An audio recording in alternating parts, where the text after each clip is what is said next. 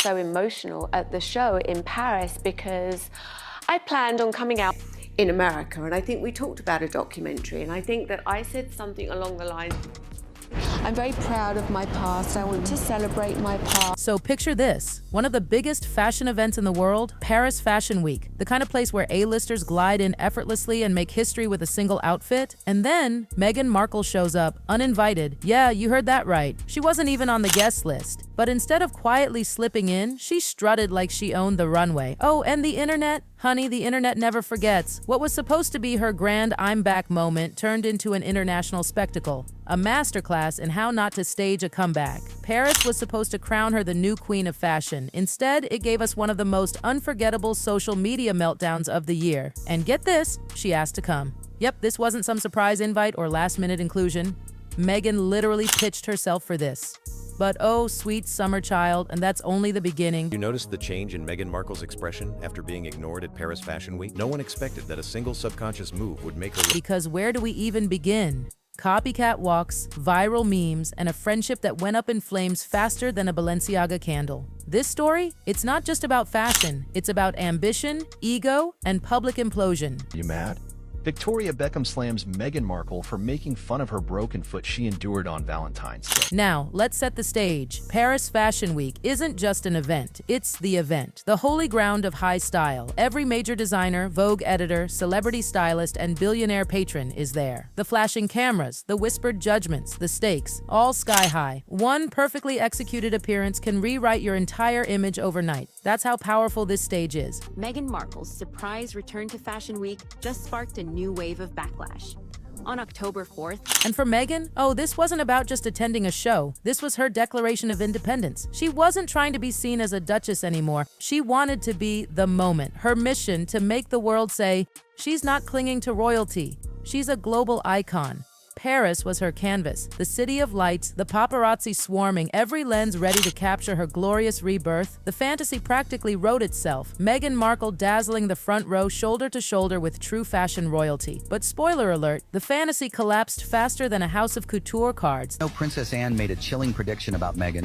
When Anne first met the American woman, she had a feeling that Meghan's shelf... This was supposed to be her grand return, her stylish reinvention. Meghan Markle reborn as a fashion heavyweight. But oh boy, the universe had other plans. Instead of Meghan stuns at Paris Fashion Week, the headlines turned into, what on earth was that? It was bizarre, it was overdone, and it was impossible to look away. The laughter was louder than the applause. We have the whole thing, and then here we go again. So they're walking onto this bit, huh? I have my photograph taken. Because then she did it. She posted videos of herself strutting through Paris like it was her runway. Picture this, head high, hips swinging, camera rolling, as if she were in a Balenciaga campaign directed by herself. And within hours, the internet erupted. Comments, brutal, memes, endless. TikTok impressions, everywhere. People weren't seeing the powerful, confident fashionista she imagined. They were seeing someone trying way too hard, like that person at karaoke who's been practicing their song for weeks. And you can tell, the performance was too polished, too calculated, and that's what made it awkward. To say, Meghan sees this as Netflix making a declaration. They're betting on Beckham, not Markle. That's being... And then came the part that really set everyone off. She refuses to return to the UK, won't let her kids visit, won't set foot back into royal life. But for a Paris fashion show? Boom, she's there, front and center, like her life depends on it. People saw right through it. The priorities were painfully clear. You can't scream private life one day and then choreograph a fashion spectacle the next. And that's exactly where things unraveled. So let's rewind and break down the entrance, because oh my god, this is where it all spiraled. What a day to be Meghan Markle's publicist. On the very same day, the Harkles waltz into NYC. Catherine, she didn't just walk in, number. Meghan performed her entrance. We're talking full-on choreography. The car door opens, and she steps out in slow motion, like she's stepping into a fantasy. Each stride exaggerated, every shoulder roll deliberate, head tilted at that perfect Instagram angle, as if she'd spent weeks practicing in front of every mirror in Montecito, and she probably did. She thinks the runway is for her. One viral comment read, "Someone needs to tell her they're just escorting her to her..." Eyes locked on the cameras, that intense stare. You know the one. The I am art, I am untouchable look. her lips slightly parted, the infamous model pout perfected. She was giving full blue steel. Every gesture screamed, "Look at me, I'm the main character." Each flick of the wrist, each turn of the head, meticulously timed. It wasn't an entrance, it was a performance piece. I warned you, didn't I? I let you know first as ever and exclusive. Absolutely. And yet, none of it worked. The execution flopped spectacularly. Instead of exuding effortless glamour, she looked tense, like someone rehearsing their runway walk for a middle school fashion show. Where the true icons glide without trying, Meghan's every move looked rehearsed, forced, overly polished. The irony, the more she tried to prove she belonged, the more she proved the opposite. And oh, the internet caught on fast. Within minutes, social media was ablaze. Twitter threads, TikToks, Reddit memes, all dissecting the disaster in real time. It wasn't admiration. It was mockery. The clips went viral before she even made it to her seat. People dubbed it the Zoolander walk. Yes, that Zoolander. The one with Ben Stiller striking absurd poses, believing the whole world revolves around him. Comments were savage. She thinks the runway's for her. Somebody tell her she's just finding her chair. The internet had spoken, and Meghan's moment became the meme of the week, and then it got even worse. TikTok creators started doing side-by-sides with real models. "Oh honey," one user said, "this is what happens when you binge America's Next Top Model and think it's training."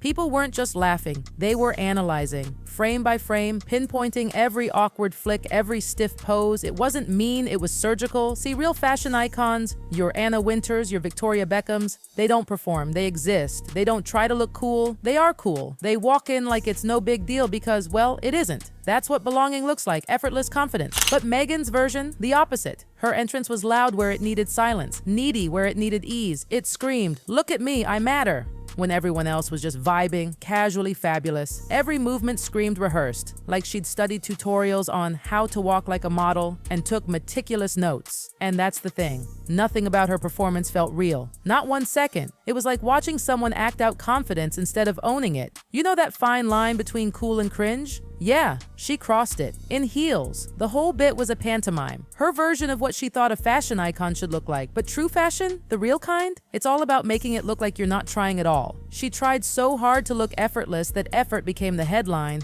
But oh, it didn't stop there. Because the internet detectives, they never sleep, started putting 2 and 2 together, and that's when someone noticed this wasn't just a random model walk. No, Meghan was channeling someone. The unsmiling face, the sucked-in cheeks, the cold, intense stare, it was giving Victoria Beckham, and once people saw it, they could not unsee it. That was the twist. She wasn't just walking, she was cosplaying Posh Spice herself. Victoria Beckham's signature look, the sleek hair, the statuesque stance, the silent I mean business pout.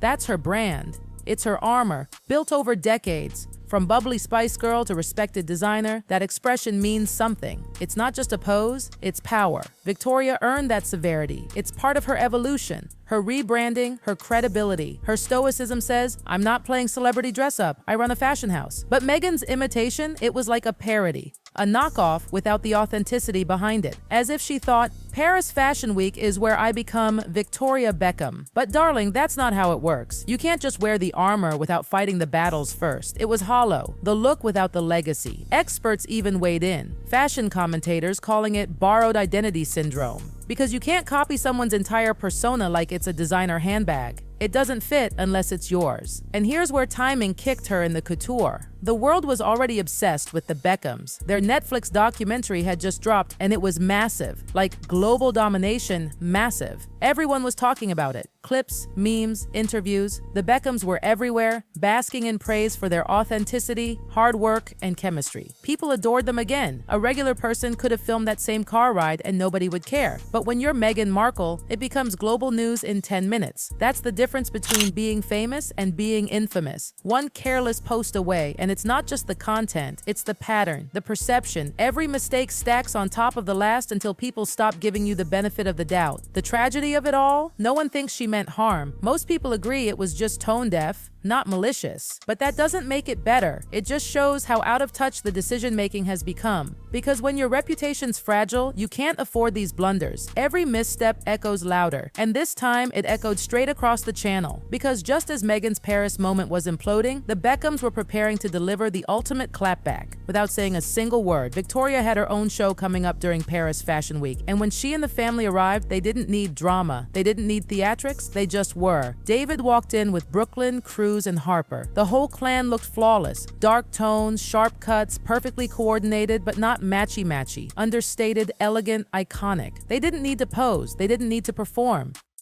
Their presence alone made heads turn. It was poise. It was power. It was everything Meghan tried to imitate, done right. No exaggerated walks, no forced smiles, just authenticity and legacy walking side by side. They looked like what Meghan wanted to be, a dynasty, a family built on earned influence, not borrowed spotlight. The message couldn't have been louder. This is what belonging looks like. They didn't even have to open their mouths. Just their quiet, graceful arrival spoke volumes. It was poetic justice.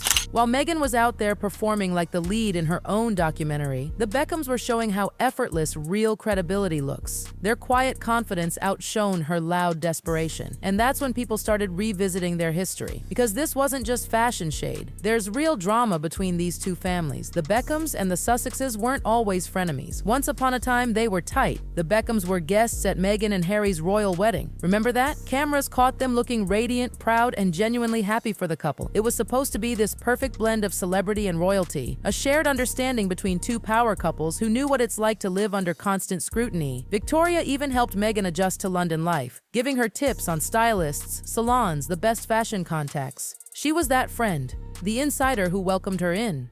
But then, the phone call happened, and that one call changed everything. Meghan reportedly became paranoid about leaks. Stories about her private life were popping up in the press. She started suspecting her circle, and in that cloud of suspicion, she called Victoria Beckham directly to ask if she was leaking stories. The accusation stunned Victoria. Imagine being accused by someone you've been kind to, someone you helped, of betraying them for tabloid gossip. It cut deep. And David, he was furious. For him, that wasn't just gossip. It was a matter of honor. Accusing Victoria of disloyalty crossed a line. Their friendship ended right there. No cooling off, no apologies. Done. And here's the kicker. Victoria wasn't even the leak. It turned out to be someone at a beauty salon, a total outsider who overheard something. But by then, the damage was irreversible. The trust? Gone.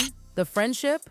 Over. And ever since then, every public move from both sides has been interpreted through that lens. Suspicion, rivalry, and silent retaliation.